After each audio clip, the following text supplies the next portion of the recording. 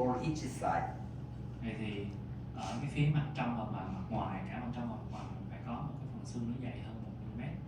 If there is not at least 1 mm bone on each side, place the implant will be denuded in a month because the surrounding bone would reject the outside and inside.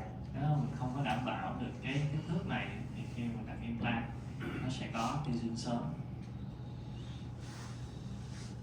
The medical is also threaded implant, but design of thread is different. Magical nó có một cái thiết kế của vùng ren nó khác biệt hơn.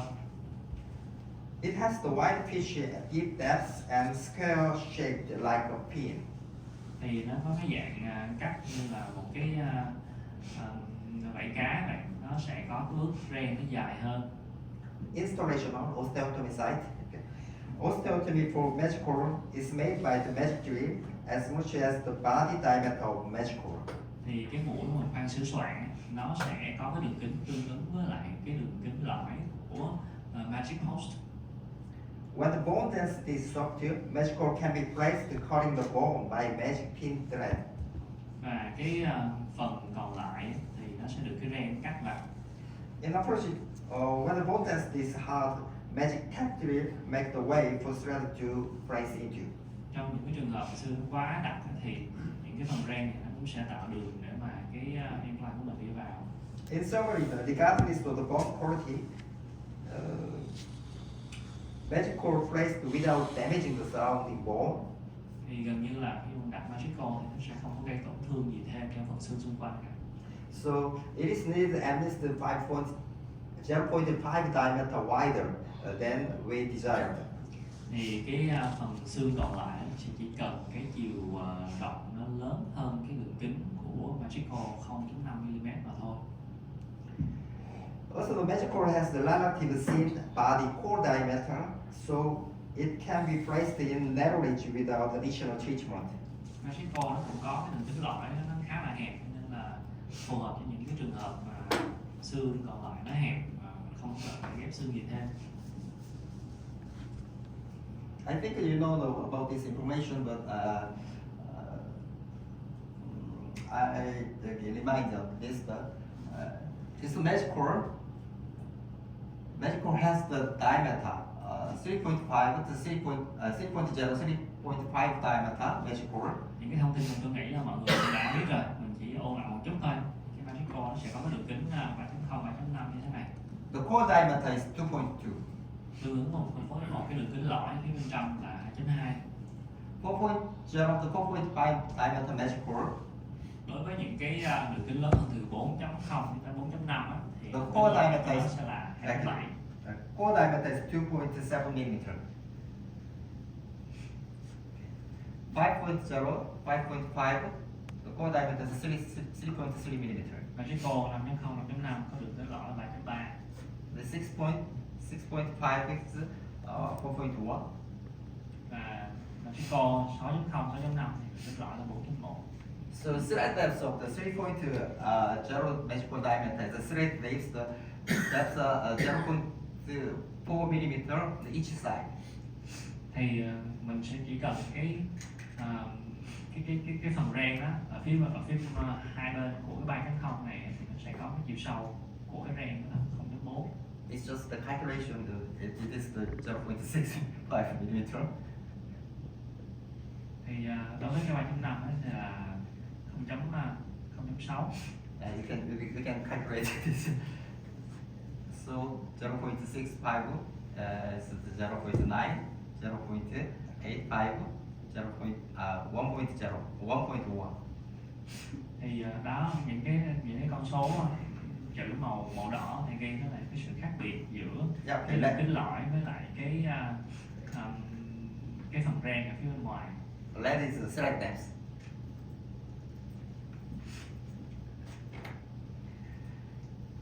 So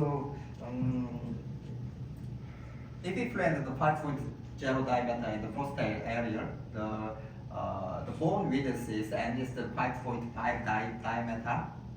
Except if the bone width is 5.5 meter, we cannot graft it. We can place the implant without bone grafting. Thì ở đây thầy đang minh họa cho những cái trường hợp là đường kính magic punch core như vậy á, thì mình sẽ có thể đặt được những cái trường hợp xương như thế nào và vừa đủ, không có cần phải ghép xương thêm.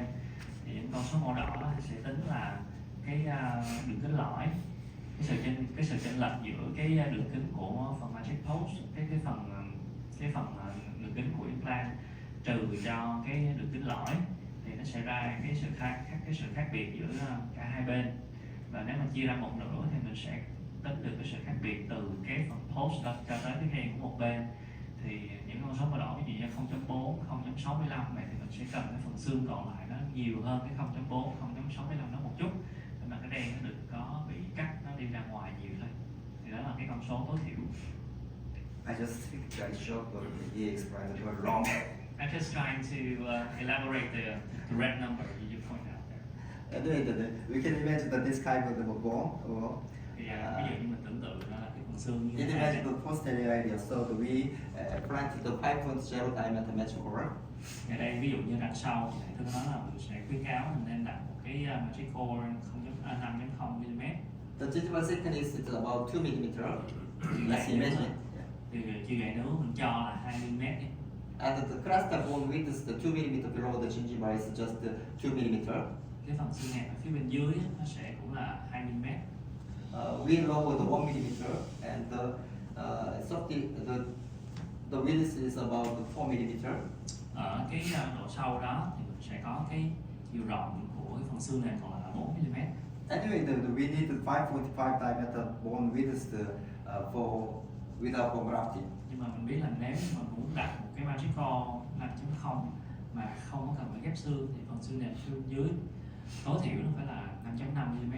So we measure just by below the 1 mm, each 1 mm. So if we place the magic core without bone grafting, just using cuff, the bone width from the lowest gingival level is the 6 mm below. 6 mm below the bone width is the 5.5 diameter. We can place without bone grafting.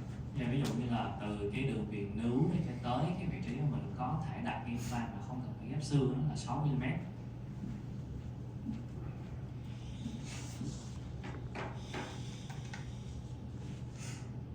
And it is scale shaped, so it minimizes the shearing force. Minimize the shearing force. The thread is a scale shape. Tại vì cái phần ren đó là nó có cái dạng cắt hình chữ nhật, cho nên là nó cũng giảm thiểu cái lực xé. Understanding the characteristics of the magic key thread and the magic cuff enable placement of implant without bone grafting in most narrow region. Thì với cái thiết kế như vậy mình sẽ có thể thực hiện được đặt implant hầu hết cho những trường hợp xương hẹp. The various lengths of the magic cuff. So there are 4 types of magic cuff in the same length and diameter depending on cuff length. Thì mình thấy ở đây với cùng cái đường kính của cái phần ren ở phía bên dưới mà cộng với những cái đường chiều cao của phần cuff khác nhau, mình sẽ có những cái chiều dài của implant khác nhau. Even though we choose the various lengths of the cuff, the installation depth is similar. Thì mặc dù mình có thể mình dùng những cái cuff khác nhau nhưng mà cái độ sâu khi mà mình đặt là cũng tương tự. Until now, I talk about the lateral ridge to recover the lateral ridge, the magic core itself. Thì ở trong những trường hợp mà xương quá hẹp thì tôi vẫn có thể điều trị bằng magic core. The next is external pocket technique. Ở đây sau đây tôi muốn giới thiệu cái thuật tướng ngoại. Sometimes in clinical practice, we encounter lateral ridge that can't be addressed solely with magic cuff. Thì nhiều khi mình sẽ gặp phải những cái tình huống lâm sàng mà thậm chí phần xương mỏng đó mình vẫn không thể bù hết được bằng cái phần magic cuff. Yeah. What I want to say that is the gingival line, the bone shape, the sufficient bone width is below 6 mm from the marginal gingiva. We can place the magic core without bone grafting.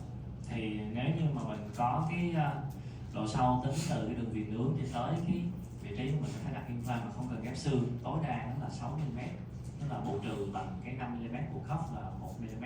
của post nằm dưới nước. Because the magic curve has the 5 millimeter, and we can place the magic curve. The first is somewhat the 1 millimeter below. Cái cuff nó tối đa là 5 mm rồi.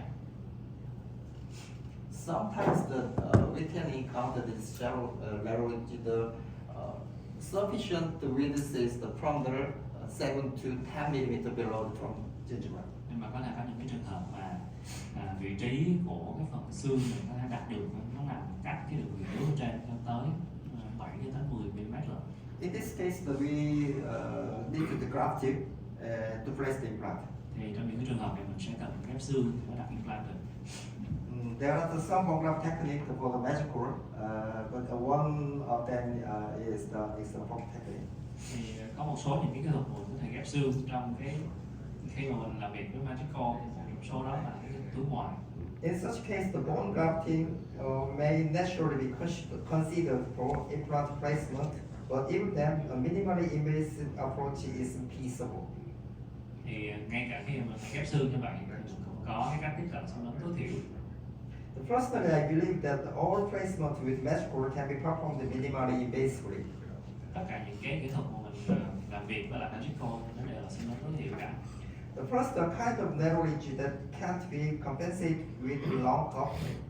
Thì đối với những cái trường hợp xương nó mỏng á, As I mentioned, như tôi đã nói từ trước, mình có thể bù trừ cái phần magic cuff. Yeah, as I explained, for example, if there is sufficient bone width and more than 6 millimeter below from the gingiva, Nhưng mà cái vị trí nếu như mà vị trí của cái nền xương mình có đặt implant nó nằm sâu hơn 6 mm từ cái viền níu, we can resolve these cases by external pocket technique. thì mình có thể áp dụng cái phần túi ngoài này. Typically, the buccal bone is often rejected, and through the minimal incision, bone graft on the rejected side. Thì mình có thể đặt implant và mình ghép xương vào cái vùng xương nó đã bị tiêu. Traditionally, we used to believe that there are some principles for predictable bone regeneration. Thì thông thường thì mọi người sẽ có một số những cái tiêu chuẩn để mà mình có thể đánh giá những cái việc ghép xương.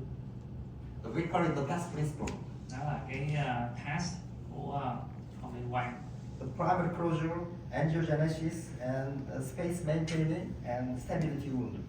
Thì cái nguyên tắc task đó thì cái đầu tiên đó là primary closure, là mình sẽ phải khâu đóng được nguyên phát, mình ghép xương mình phải khâu kín được cái vạt.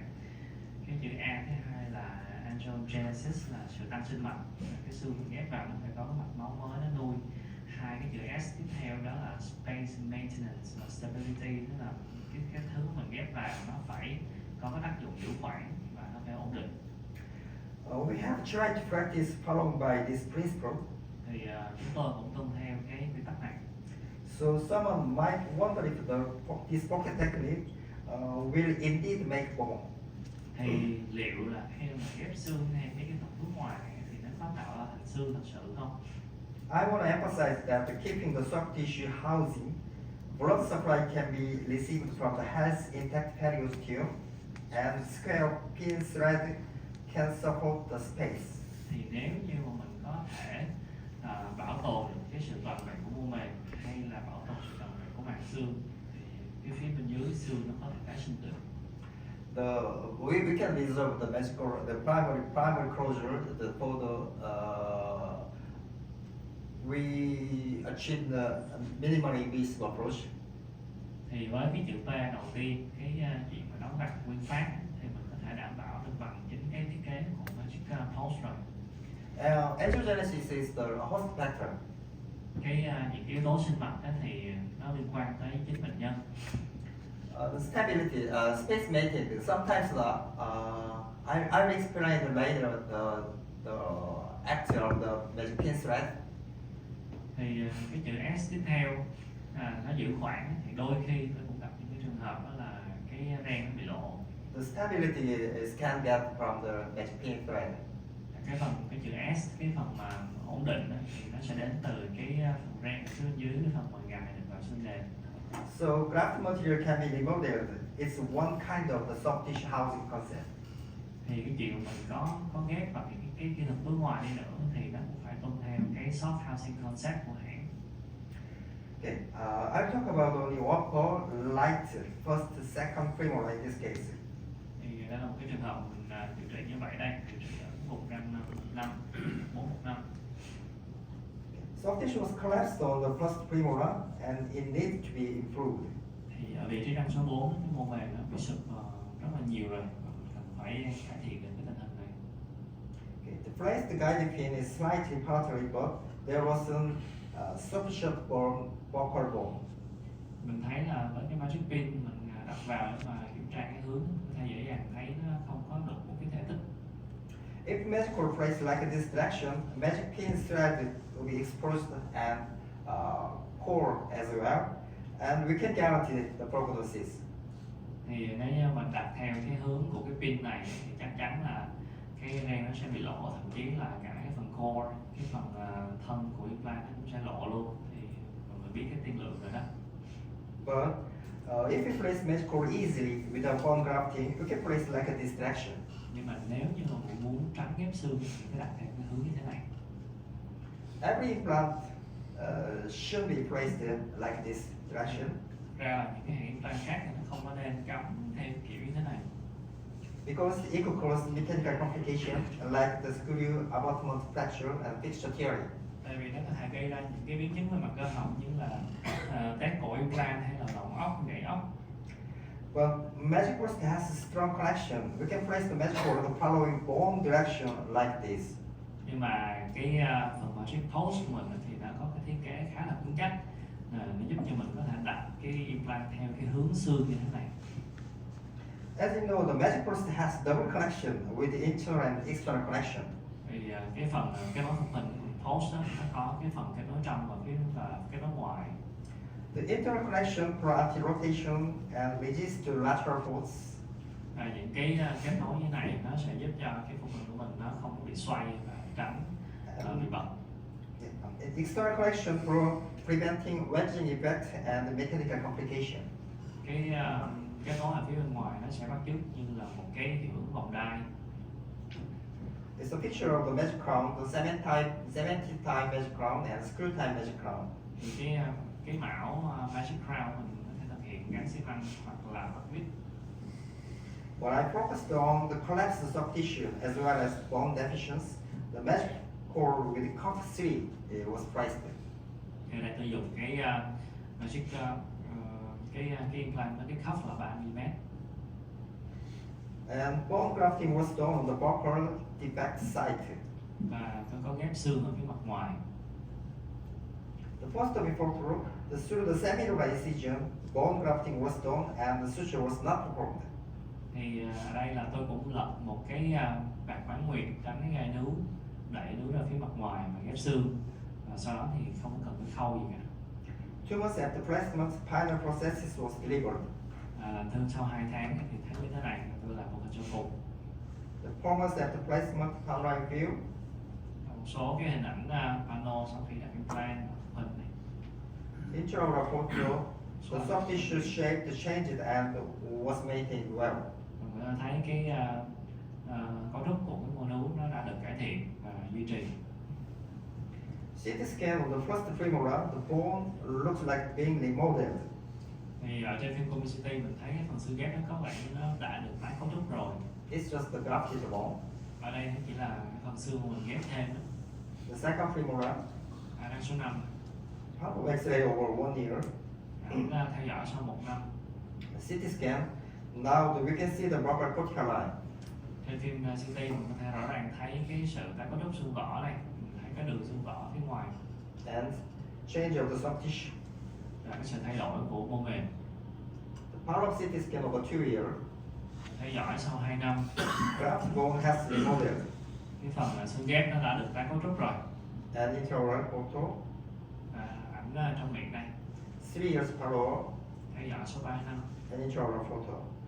Chụp trong miệng. Soft tissue housing is changed through very simple external pocket technique. Thì cái soft housing concept đó nó đã thay đổi rất là nhiều những cái kỹ thuật của ghép xương. So we can reserve the lateral ridge with magic core itself with the various lengths of the cup and sometimes with external pocket technique. thì mình đã có thể dùng cái magic core để mà đặt cho đặt implant ở những cái vùng xương hẹp với cái chiều sâu đó bằng tối đa là 6 mm bằng cách thay đổi cái chiều cao của phần khớp, và nếu mà sâu hơn cái con số đó thì mình có thể mình ghép bằng cái kỹ thuật túi ngoài. Yeah. Next is the BV. Sometimes we can encounter the lateral ridge symmetric shape like a rod. Thì nhiều khi mình sẽ gặp những tình huống lâm sàng mà cái phần xương nó tiêu theo cái hình cũng như là kim tự tháp. In this situation, we have to expand the alveolar bone with various techniques. Thì mình sẽ có thể có một cách tiếp cận mà mình nâng cái phần xương ra. Or we call it the BV technique, bone extension or with concave bending. Thì đó là cái kỹ thuật mà tôi gọi là BAB. Applying the stress to the bone is the same as the force per unit area. Applying the stress to the bone is the same as the force per unit area. Thì cái chuyện mà mình nâng xương nó sẽ tương tự như là khi mình đặt implant rồi để mình nâng ra. To reduce the stress to the bone is to increase the unit area or decrease the force. Nhưng mà mình sẽ còn phải có một cách nào đó nâng để tách cái nâng cái phần xương ra mà nó không có gây stress quá nhiều. The applied force can be controlled by clinician, and the unit area depends on instrument to contact the bone. Mình sẽ dùng những cái kỹ thuật như thế này để mình nâng xương ra, những cái công cụ như thế này. Magic expander has 7 angles that increase the surface area to the bone. Có một cái công cụ gọi là cái magic expander để mình nâng xương từ từ. So we can expand the symmetrical bone safely with the expander. Thì mình có thể nâng được cái phần xương vỏ rất là an toàn. It's the diagram for bone expanding. Thì đây là cái minh họa cho từng bước mà mình sẽ dùng cái công cụ đó để mình nâng xương. I'll talk about upper left lateral incisor in this case. Thì ở đây là mình đang điều trị cho cái răng số 2. Should try to expand the bone, there should be cancerous bone. If there is only cortical bone, the bone can be expanded at all. Nếu như mà mình muốn nâng xương thì đầu tiên là nó phải có cái phần xương xốp ở giữa. Nếu như mà không còn xương xốp thì mình sẽ không có nâng được. In this case, the bone shape is like a load, and there is a cancerous bone, so I decided to expand by BB expansion. Thì ở cái trường hợp này nó có xương xốp ở trong nên là tôi quyết định nâng xương. The position of a guide pin is not good, but I can adjust the direction by looking at the guide pin. Cái pin hướng của nó không có tốt nhưng mình có thể điều chỉnh được. The 4-point gel diameter magical was placed as BB diagram.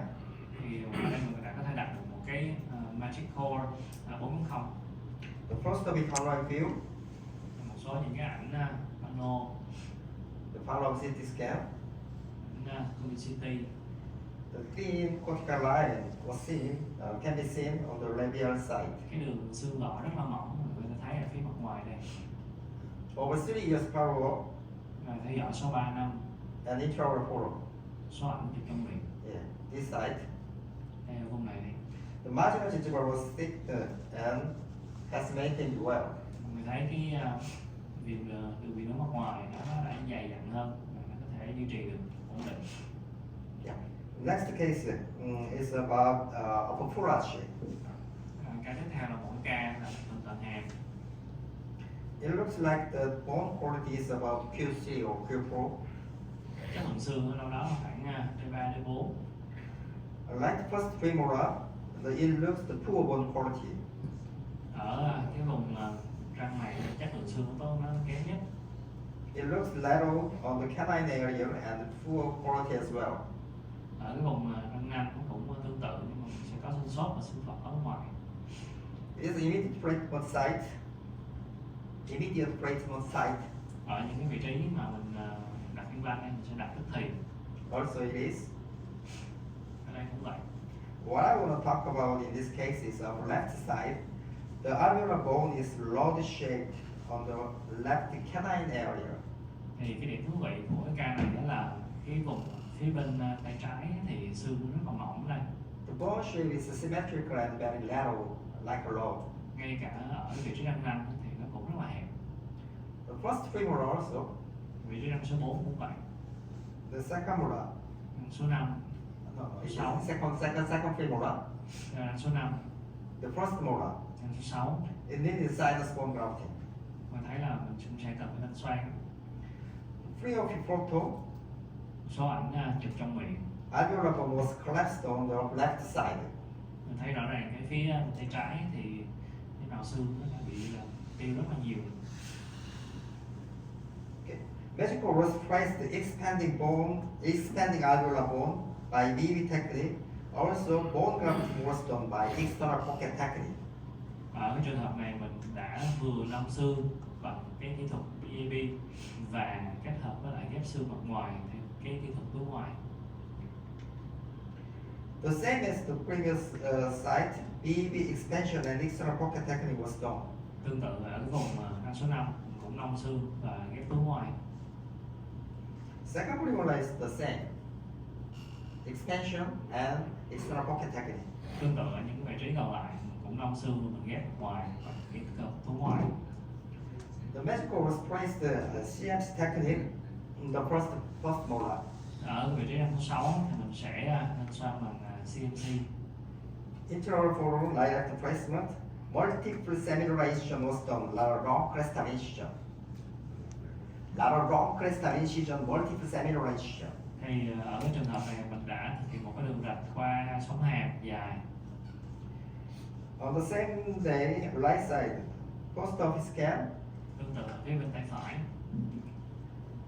the 4.5 diameter magical was placed without any procedure, just using magic cuff.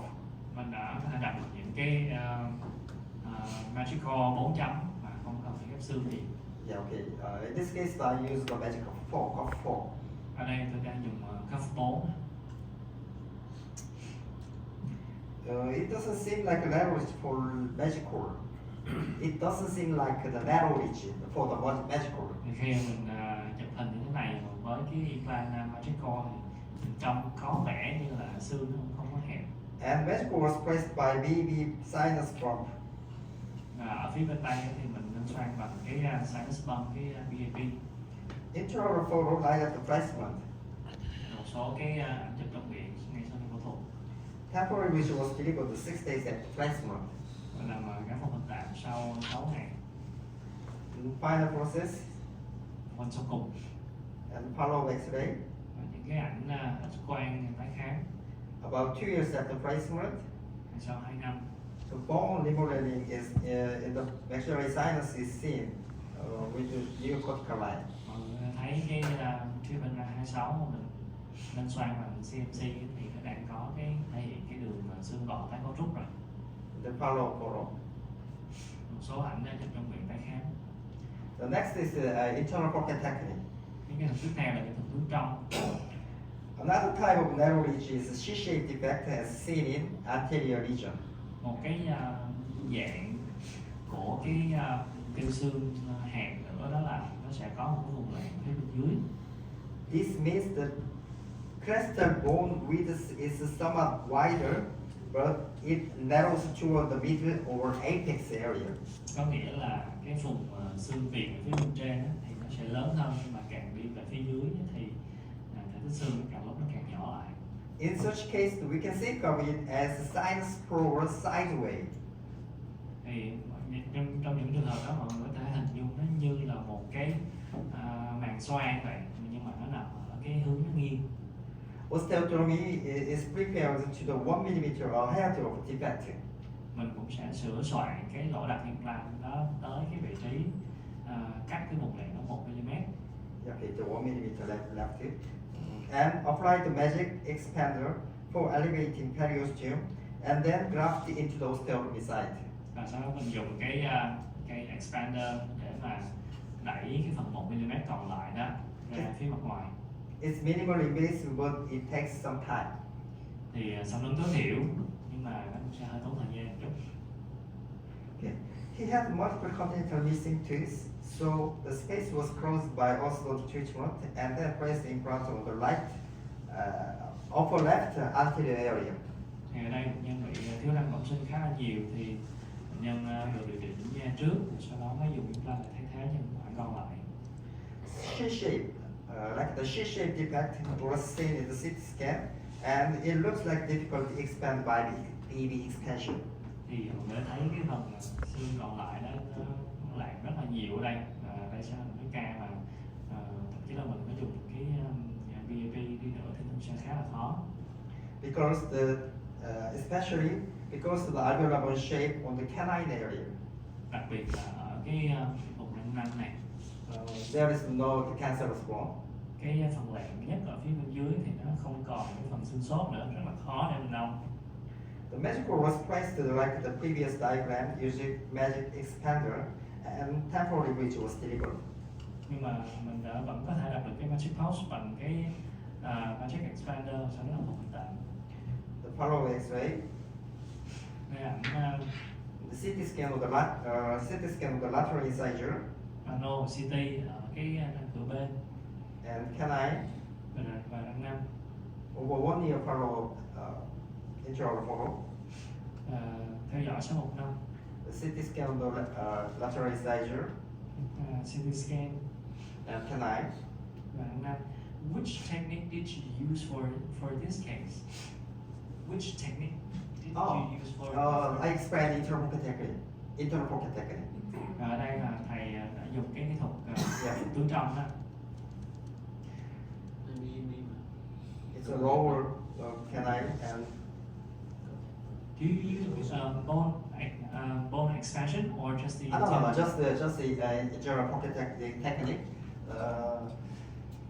I summarize the internal pocket technique. The alveolar bone shape is sometimes the shape. Sometimes it's wider in the crestal area, and the middle or apex is the shallow. If you try to bone expansion with the baby technique, there is the cancerous bone. So generally when you consider the baby expansion, the alveolar bone shape is generally symmetrical. In this case, it's wide in the crestal area, and the middle of apex is very shallow to expand. So we drilled 1 millimeter ahead of curvature and elevate the magic expander, like the sinus. We just think is just the sinus progress sideways, and graft into the bone. External pocket technique is grafted to the outside of the osteotomy site, outside of the osteotomy site. Internal pocket technique means that inside, grafted inside of the osteotomy site. Thì nãy thấy bác Dương có thắc mắc cái chuyện không là thầy dùng expander hay là ghép túi trong đó, thì thầy xác nhận lại là ở đây là thầy ghép túi trong thôi. Thì cái kỹ thuật ghép túi trong đó thì nó là mình hình dung nó như là một cái màng xoang, rồi mình sẽ sửa soạn cái lỗ đặt implant nó cách cái vùng lẹn nó 1 mm, rồi mình dùng cái expander mình đẩy 1 mm còn lại xuống cho nó bể cái mắt ngoài ra đi, rồi sau đó là mình sẽ nhồi xương qua cái lỗ đặt implant. Thì cái túi trong với túi ngoài nó trong ngoài, nó là trong ngoài so với lại cái lỗ sửa soạn implant. Thì cái phần đầu nội dung buổi sáng đó, mình thấy cái lỗ túi ngoài đó mình sửa soạn, mình ghép từ ngoài vào ngoài thì cái lỗ sửa soạn đó, còn ở đây là mình sẽ sửa soạn mình nhồi xương ở phía bên trong của cái lỗ mình sửa soạn implant. Okay. And about 4 years, the intraoral follow. Soft tissue looks healthy and has maintained well. Ảnh theo dõi sau gần 4 năm, mình thấy cái phần mô đun nó được duy trì khá là tốt. And CT scan lateral incisor and canine. Ở trên CT số 2 và số 3. This case can be used in such a case. I plan to place 2 magic cover on the lower anterior after pulling out 3 incisions. Thì mình cũng dùng cái hình đó tương tự cho cái vùng răng dưới, cái răng cửa hàm dưới ở đây. Thì mình sẽ mình sẽ nhổ 3 cái răng này rồi đặt 2 cái magic core. If it gets a typical lateral ridge seen in the lower anterior region on the right side, seen lateral ridge. Mọi người thấy cái vùng xương ở phía bên dưới nó lẹn và nó rất là hẹp đây. this tooth is extruded and the labial version on the left side. Răng này thì nó nghiêng ngoài và nó bị lộ